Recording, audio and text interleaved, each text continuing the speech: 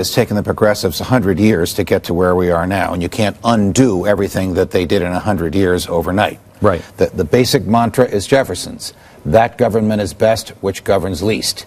Now, if you take that a step further and say that government is better which governs not at all, then you have chaos. Right. So the goal is minimal government, maximum individual freedom. The other goal is to recognize natural rights, areas of human behavior, thought, speech, worship, travel, privacy, immune from government regulation, for which you don't need a government permission slip. If you keep those two goals in mind, you can gradually wind down the government, but it will take generations to do it. What stops me from the whole bandwagon on war is sometimes you have to fight war, and I think we both agree. You take our towers down, we come and pound you into glass, but then we leave. We're not going to fix your country or anything else.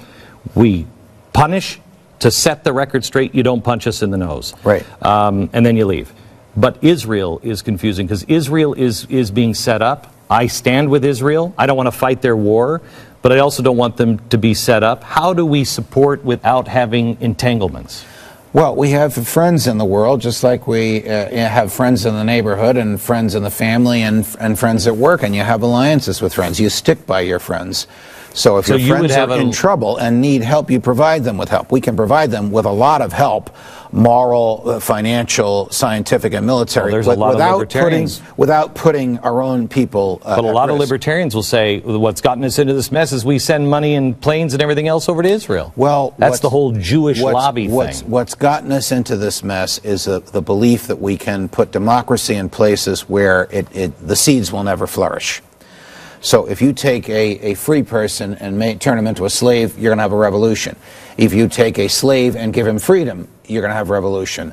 You can't do the latter overnight. That's what happened in Egypt, and that's why the governments keep toppling over there. Israel is a worthy and devoted friend, and we should stick by our friends. I'm not saying we should send troops into the streets of Jerusalem, but we should stick by our friends. Okay.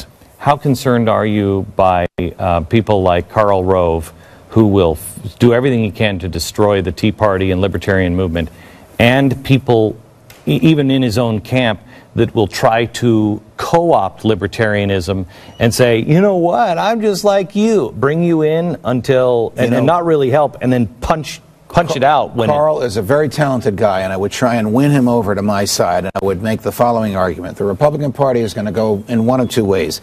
It's going to become Democrat light, and then it will pass into history like its predecessor, the Whigs, because it won't offer people anything. It won't put a fire in anybody's belly.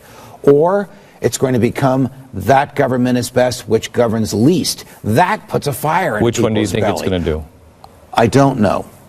Obviously, I pray for the latter, and my career is now devoted to bringing about the latter. I think that Jim DeMint leaving and some of the others that are leaving or have left kind of signal to me they think the Lindsey Grahams and the John McCain are going to win. If the Republican Party goes in that direction, then another party will flourish, because there needs to be a natural home for lovers of freedom. You'd have no problem with a third party? No. We need an instrument to channel the political efforts of those who believe that government is best which governs least. And if the Democrats, they've rejected it for 100 years, if the Republicans reject it, another instrument will grow.